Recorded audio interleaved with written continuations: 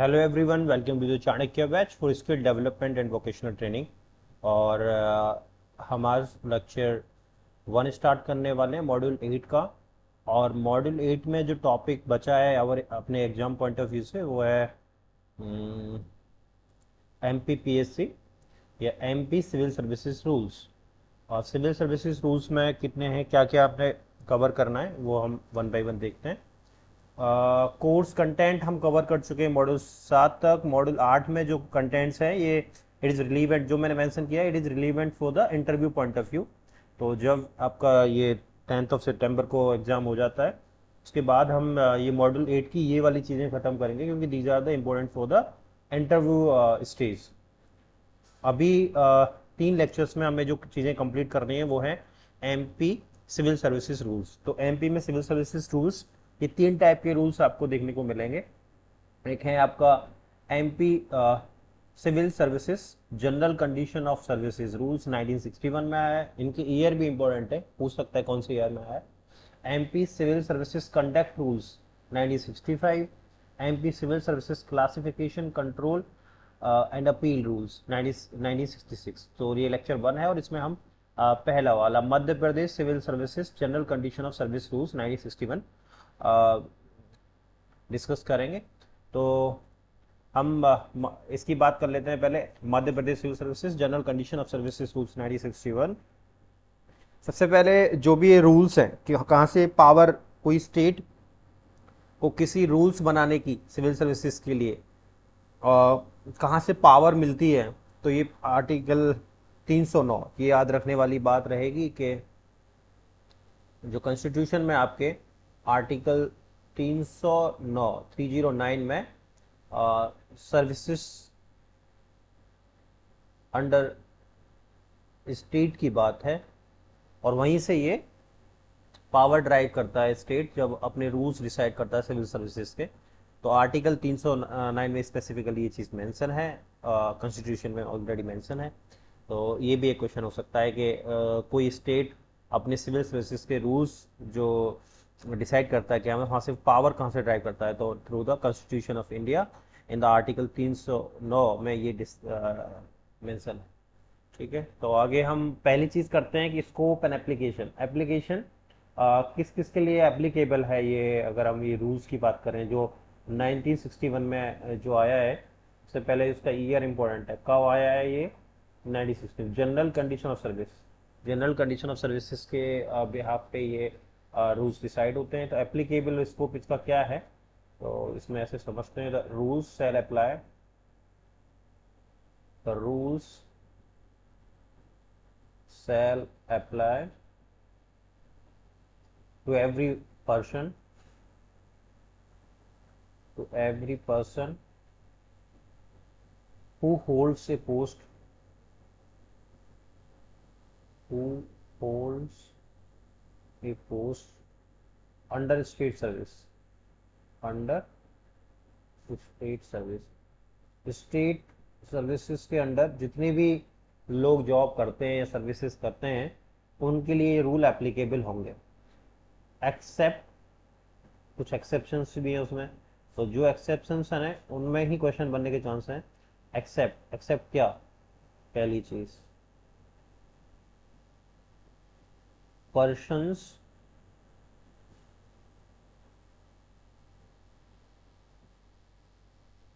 Appointed to MP judicial services,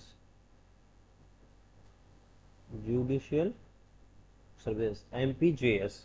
जो लोग MP judicial services के लिए अपॉइंट होते हैं उनके लिए ये रूल्स अप्लाई नहीं होते, उनके लिए रूल्स उनके हाई कोर्ट से बन के आते हैं। दूसरा पर्सन्स, तो यहाँ पे क्वेश्चन बनने के चांस है कि these are the rules is not applicable for, और 4 ऑप्शन में दे देगा वो। एमपी जुडिशियल सर्विस में से एक होगा, एमपी पुलिस सर्विस दे सकता है, एमपी एडमिनिस्ट्रेटिव सर्विस दे सकता है, रेवेन्यू सर्विस दे सकता है। तो एमपी जुडिशियल सर्विसेज के लिए ये रूल्स एप्लीकेबल नहीं है। Persons whose appointment, whose appointment and condition of services condition of employment, condition of employment are regulated by are regulated by the special provisions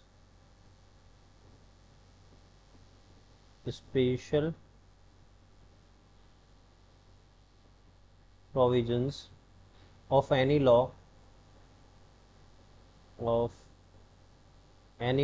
for time being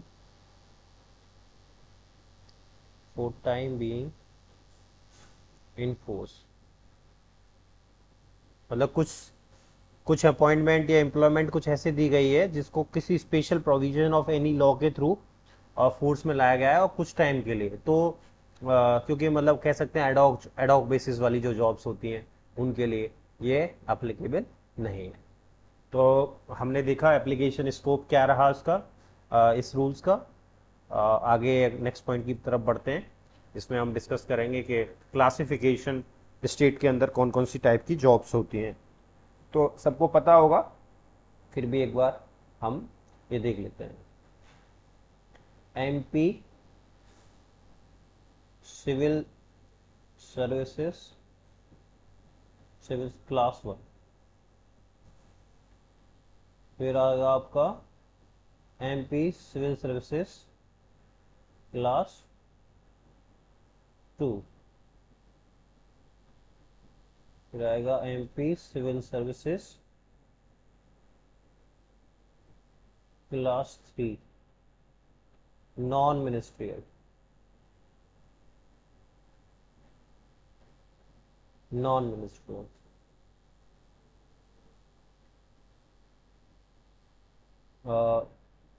class 3 की जो ministerial, जो ministries में होती है, ministry departments directorates वगैरह में होती है। क्लास 4 ये क्लासिफिकेशन इस तरह की ऑफिसर्स या जॉब सर्विसेज इस स्टेट के अंदर आप पाई जाएंगी। Further eligibility for appointment. तो एलिजिबिलिटी फॉर अपॉइंटमेंट में क्या होगा,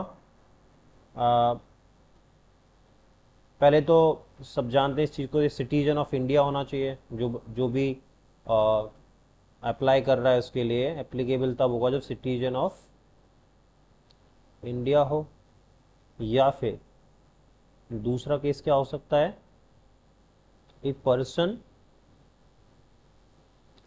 of Indian origin,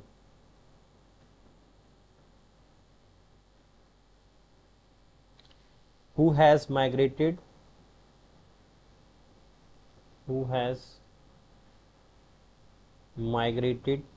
from Pakistan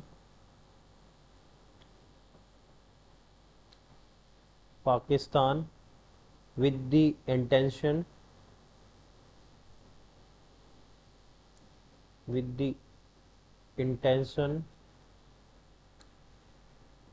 of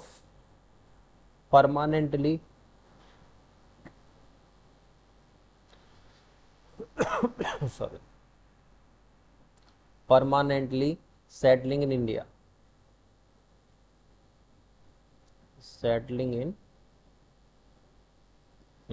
a person of Indian origin who has migrated from Pakistan with the intention of permanently settling in India।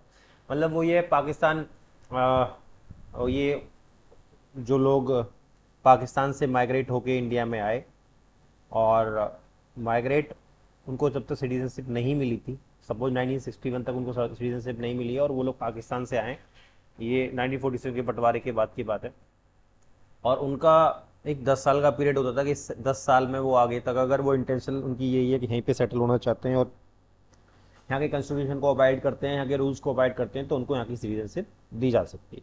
तो उसी करके main focus citizen of India है।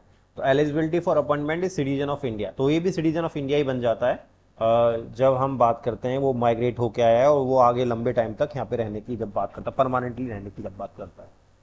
तो eligibility for appointment की जब बात करेंगे तो ये चीज़ें होंगी।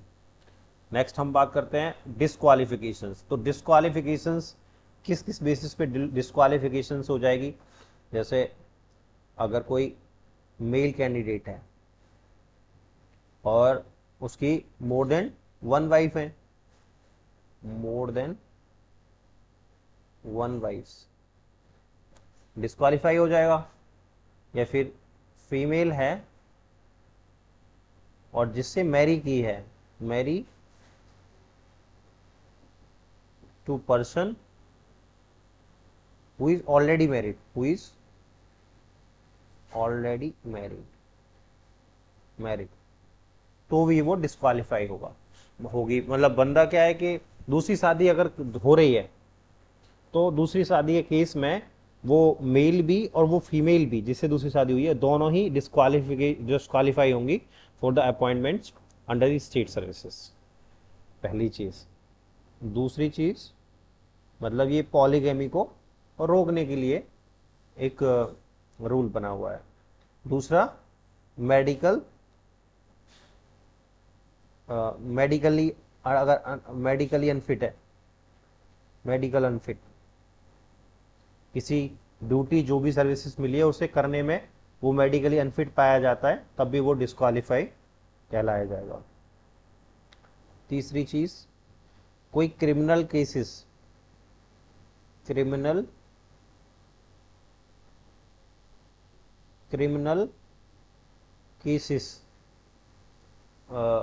अगर कोई क्रिमिनल केस चल रहा है उसके अंडर में, तब भी वो डिस्क्वालीफाई कहलाया जाएगा। तो ये हमने डिस्क्वालिफिकेशंस देखे।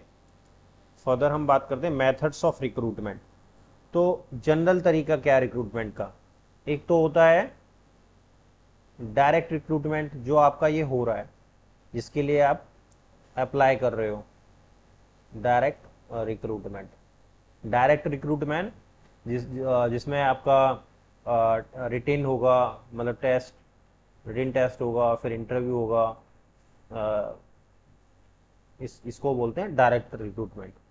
दूसरा होता है प्रमोशन का मतलब क्या हो गया? जैसे अगर 100 सीट वेकेंट होती है डिपार्टमेंट में, 50 सीट सपोज आ रही हैं डायरेक्ट रिक्रूटमेंट से, 50 बढ़ रही है इस प्रमोशन से। जो नीचे वाले, जो अगर इसी में फोरमैन वगैरह जो होंगे, उनका प्रमोशन प्रिंसिपल ग्रेड 2 के लिए हो जाएगा। और ये एक प्रोसीजर प्रमोशन का है, जो डिपार्टमेंटल प्रमोशंस होते हैं। और तीसरा तरीका डेपुटेशन। किसी पर्टिकुलर टाइम पीरियड के लिए 4 साल, 5 साल, 10 साल, तो डेपुटेशन पे आ जाते हैं, एक डिपार्टमेंट से दूसरे डिपार्टमेंट की तरफ डेपुटेशन पे आ जाते हैं। ये 3 तरीका है जिसमें मेथड्स ऑफ रिक्रूटमेंट की हम बात करते हैं। नेक्स्ट है आपका प्रोबेशन। तो प्रोबेशन पीरियड स्टार्टिंग में जब बच्चे किसी की भी जॉब लगती है तो एक पर्टिकुलर टाइम डिसाइडेड होता है प्रोबेशन पीरियड का। जैसे इसमें आपकी इस जॉब में 2 साल का टाइम प्रोबेशन का डिसाइड है। तो प्रोबेशन से पहले जॉब को कभी भी टर्मिनेट किया जा सकता है अगर आप सही तरीके से काम करते हुए नहीं पाए गए। मतलब एक ट्रेनिंग पीरियड कह सकते हैं इस प्रोबेशन पीरियड को। तो इसमें क्या क्या किया जा सकता है, क्या नहीं किया जा सकता, एक बार हम देख लेते हैं। पहली चीज, a person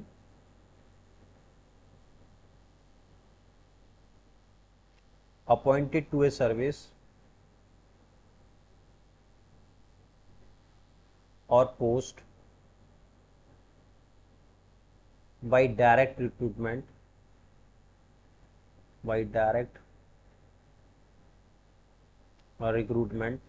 shall ordinarily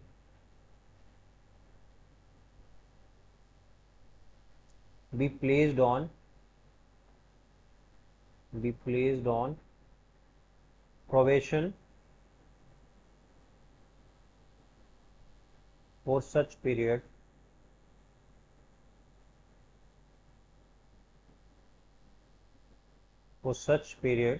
may be prescribed।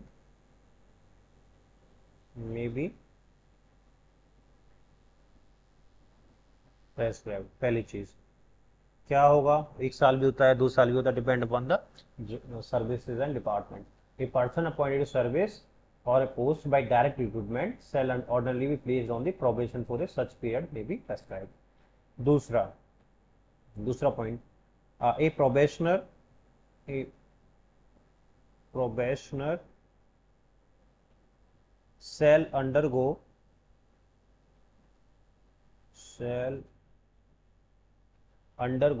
such training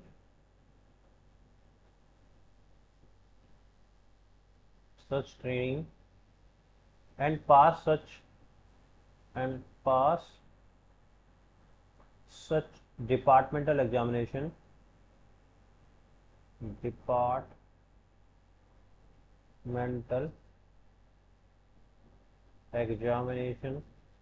during the period of his probation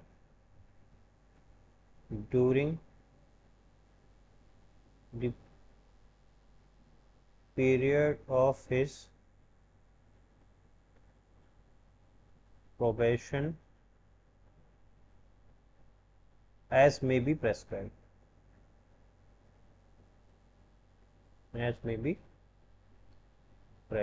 अब जो प्रोबेशन पीरियड होता है इसमें प्रोबेशनर क्या करेगा, एक ट्रेनिंग भी हो सकती है उसमें और एक डिपार्टमेंटल एग्जाम भी पास करना पड़ सकता है. उसका क्या पीरियड होगा प्रोबेशन का, वो डिपार्टमेंट डिसाइड करेगा.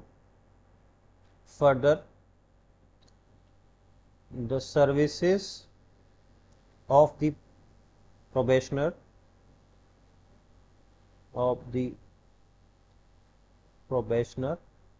may be terminated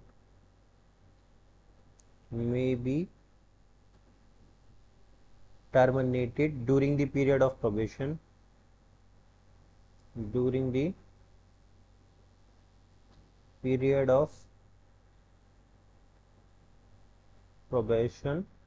if appointing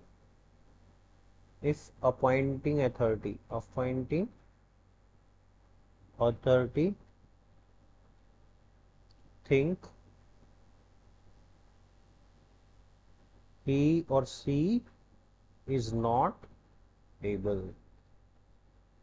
अगर अपॉइंटिंग अथॉरिटी को ये लगता है कि जो इसका रिक्रूटमेंट हुआ है, जो प्रोबेशन पीरियड चल रहा है probationer, he or she is not fit for that job, the services can be terminated within that period. तो प्रोबेशन पीरियड इज बहुत इंपॉर्टेंट टाइम है किसी भी रिक्रूटमेंट प्रोसेस का. फर्दर बात करते हैं सीनियरिटी की.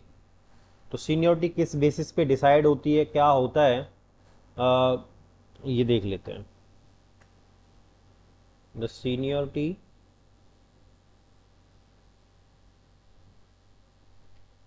of the members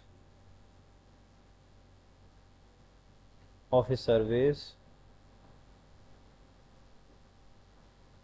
shall be determined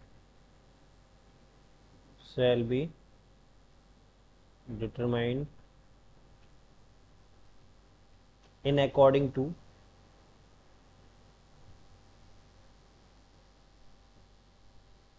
following.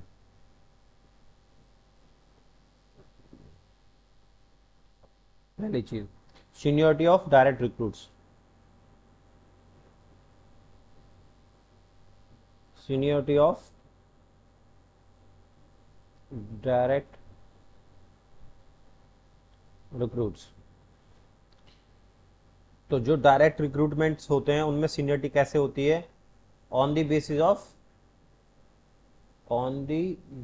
Of rank जो आती है एग्जाम में उसके अकॉर्डिंग सीनियरिटी डिसाइड होती है, ना कि डेट ऑफ ज्वाइनिंग के according. Similarly seniority of promotions, जो प्रमोशंस के थ्रू जो सीनियरिटी डिसाइड होती है, basis of selection bye a departmental promotion committee.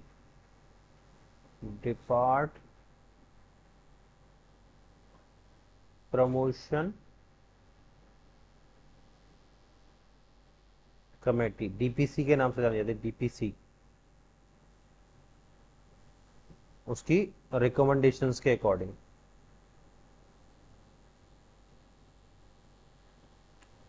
ठीक, ये हमने सीनियरिटी का देखा। अगला पॉइंट देखते हैं हम, प्रमोशंस। तो प्रमोशंस किस बेसिस पे होते हैं, क्या क्या रहता है, जैसे पहले हम पॉइंट्स लिखते हैं फिर बताते हैं। Government shall determine in respect of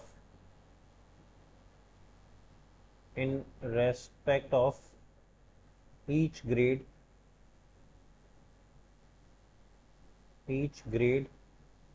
to which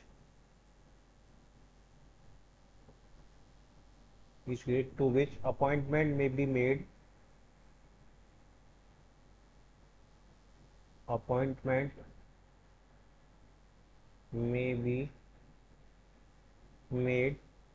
by promotion,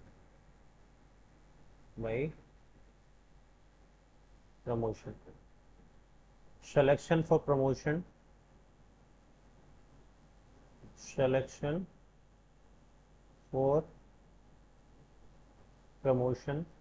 be determined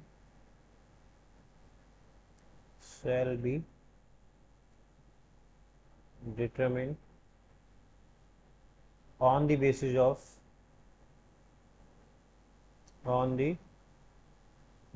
of merit from among persons who had completed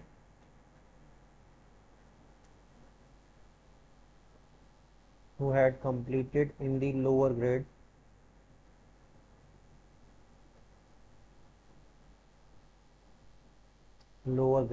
such minimum period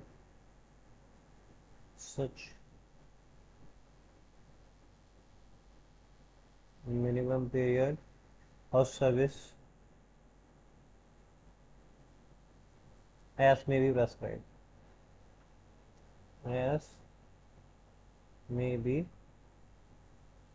prescribed, इसका मतलब क्या हो गया, जैसे सपोज आपका प्रिंसिपल ग्रेड 2 में सिलेक्शन होता है 5400 ग्रेड पे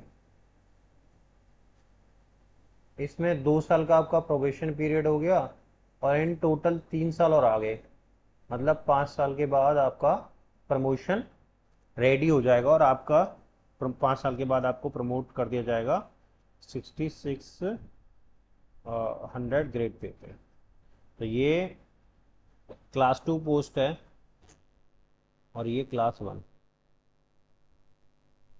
तो ये 5 साल मिनिमम होना चाहिए, प्रोबेशन कंप्लीट होना चाहिए, तभी आपका प्रमोशन आगे हो पाएगा, नहीं तो आपसे जूनियर का हो जाएगा अगर आपने प्रोबेशन पीरियड कंप्लीट नहीं किया, मतलब आपके डिपार्टमेंटल एग्जाम्स आपने क्लियर नहीं किए। तो ये कुछ जनरल कंडीशंस होती हैं स्टेट्स की जॉब में। तो एक बार हम और देख लेते हैं। देखो ये 3 रूल हमने पढ़ने हैं, पहले लेक्चर में हम ये रूल पढ़ रहे हैं, Madhya Pradesh civil services general condition of the service rules 96 job के लिए क्या क्या जनरल कंडीशंस है।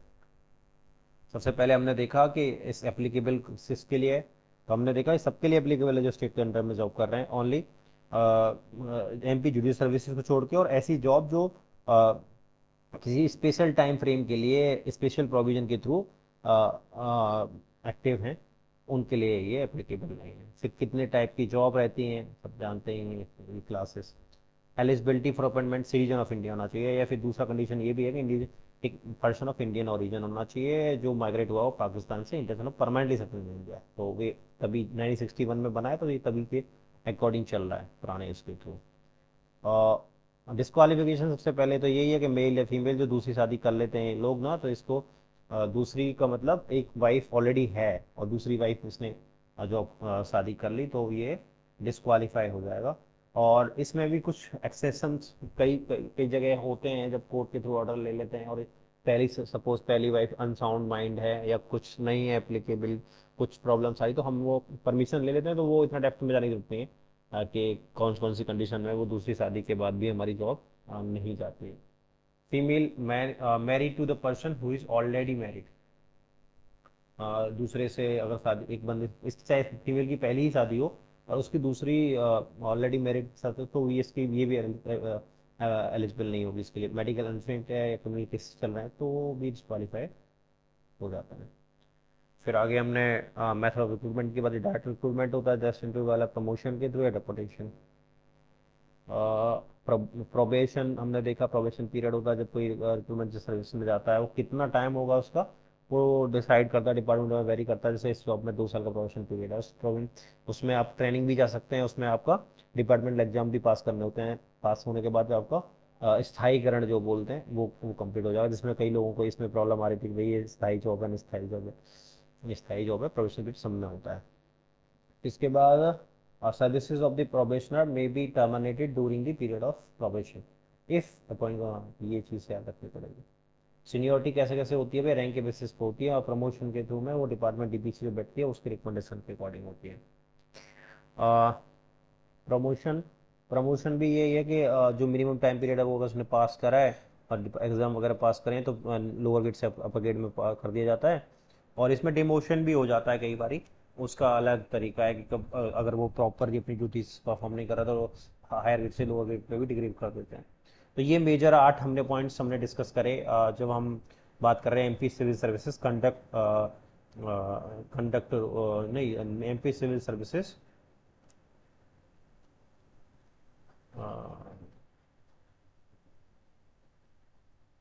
MP civil services general condition of service rules 1961। तो अगला हम टॉपिक में देखेंगे MP civil service conduct rules 1965 and then हम देखेंगे एमपी सिविल सर्विस। 2 लेक्चर में ये खत्म हो जाएंगे। इनको थोड़ा थोड़ा ओवर एक आध क्वेश्चन इसमें से बन सकता है, अगर उसमें लिखा है तो उसको बस वो जनरल सा क्वेश्चन होगा, अगर अब एक बार गो थ्रू हो जाएंगे तो उससे क्वेश्चन बन जाएंगे। तो थैंक यू, मिलते हैं अगले लेक्चर में जल्दी।